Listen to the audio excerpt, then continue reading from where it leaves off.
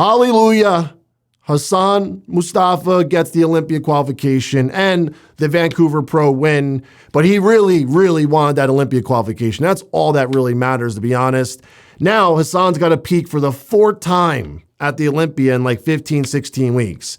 Is that going to be an issue, or is this going to play to his strengths? Because maybe now he can work on that waist. He can dial his conditioning even more because now he's got 3 or 3.5 months to work on all these things at a really good state, because he just came off 3 shows. He's going to catch a little rebound. And if they can control this properly, this could really, really accelerate Hassan's physique going into the Olympia. And if they time this right, I think Hassan could look his best yet at the Olympia for the 4th time this year. But a ton of storylines came out of this weekend show, so don't go anywhere. We have a lot to talk about.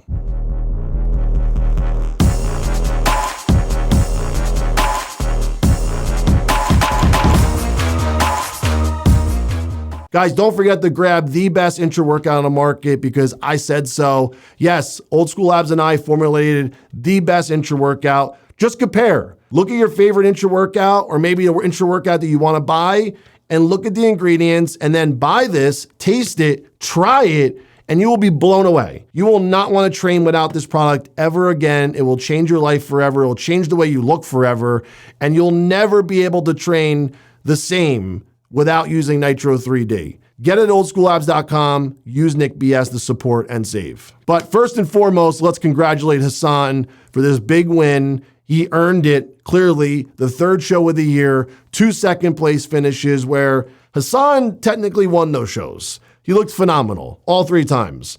And if you're not a bodybuilding fan, or maybe you just watch casually, you enjoy the sport, it's very hard to peak your body the way Hassan has done 3 times in a row. Hassan and his coach, Chad Nichols, devised a really strategic plan to obviously peak this many times. And when you're that big and that muscular, it's very difficult to look that good over and over and over. And now they got to do it one more time. And this is the most important one because Hassan's now going to the Olympia and he's got to make his mark this year. He has the physique to hang with the big boys. He has all the muscle. He has all the tools. The biggest criticism I've heard so far on Hassan's physique is the waistline. There's only so much he's going to be able to do at this point in his career. But what he can do, which will help the front double, the front lat, and even the side poses, is work on training the transverse abdominal muscle. Be able to control that muscle in the snap of a finger. He should be able to pull that all the way in. And if he's able to do that, it's going to really help the front double, the front lat, and the side poses. Look what Charles Griffin did to his physique by just practicing training that muscle. And now Charles Griffin literally transformed his physique. He didn't change his waistline, but now he changed the way he hit those poses, and now he's got better V-taper. And Hassan has all the muscle in the world. If he brings that conditioning again, is able to pull the transverse abdominal all the way in and hit those shots and control his midsection a lot better in the transitions, there's no reason why he can't hang with the best of them. He has all the muscle, like I said. Now, 2nd place finisher Stanimal looked phenomenal. The amount of muscle he's put on in a very short period of time is mind-boggling. He went from men's physique as a French guy, as an immigrant, to classic physique, and now he's a men's open bodybuilder taking 2nd to Hassan. Is Stan as muscular and big as Hassan? No. But that's not his strength. His strength is obviously his shape, his symmetry, his balance, his conditioning was very, very good. It probably was more superior than Hassan, but that doesn't mean that Hassan wasn't in shape either. Just that Stan was rock hard at prejudging and finals the next day. Very impressive package, I have to say. And if Stan continues to show up like this, it's going to be hard to deny him at these next couple of shows.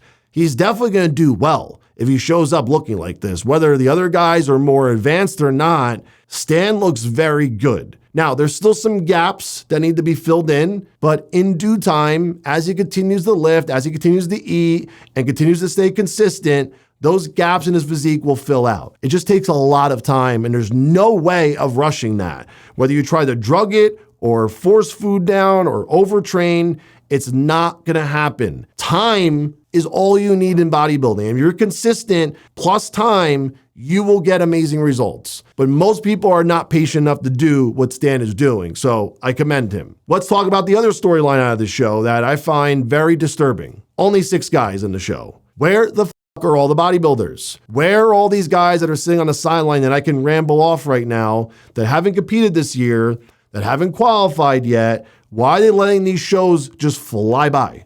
6 guys. All 6 guys placed. This is embarrassing. Where is all these new pros that are allegedly turning pro at all these national shows? Where are all these pro cards we're handing out? Did something change? Did we stop giving pro cards out for amateurs, for bodybuilding? Where are all the new pros that are supposed to be up and coming? Where are all these like new stars that we usually see being born every year?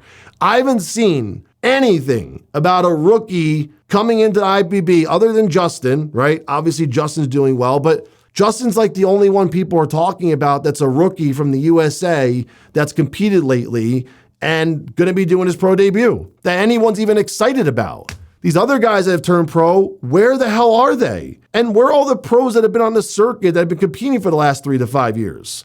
Now, granted, I'm not trying to be dark and dreary here, but I mean, we lost a lot of guys, a lot of really good bodybuilders lately, and that definitely probably scared off a ton of people. And that also hurt our roster in open bodybuilding. A lot of those guys were actively competing. But still, imagine how many pro cards are given out every year to open bodybuilders. Where are they all? They're not competing. I don't hear anything about them unless I missed it. It's mind-boggling to me. It's a little disturbing. And I'm like, okay, another show with a couple guys in it. I'm very curious to see what shows up to these next couple shows. We still have probably 5 shows left to qualify for the Olympia between international and USA. I don't know what's going to happen. I don't know how many guys are going to be in these shows, but I'm definitely going to be paying attention to it.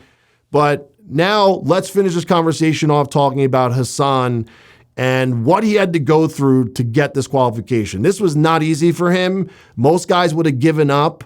Most guys would have thrown the towel in. Most guys would have probably been like, fuck it, next year I'll go back to work and off season. I'll figure it out again. They clearly don't want me to qualify, get discouraged.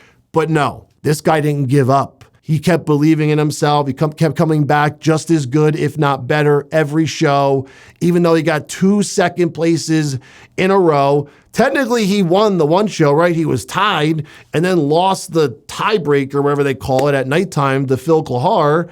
I just got to give Hassan a lot of credit here. And I know I'm probably like beating a dead horse right now, but this is impressive. And the way he did it, very impressive. This has to be Hassan's best package when we're talking about muscularity, the fullness, the size, the conditioning, his presentation's getting better. Now, granted, I'm still going to criticize his transitions where he just doesn't have much enthusiasm on, or I should say, trying to control his body. Like he kind of forgets that he's on stage almost.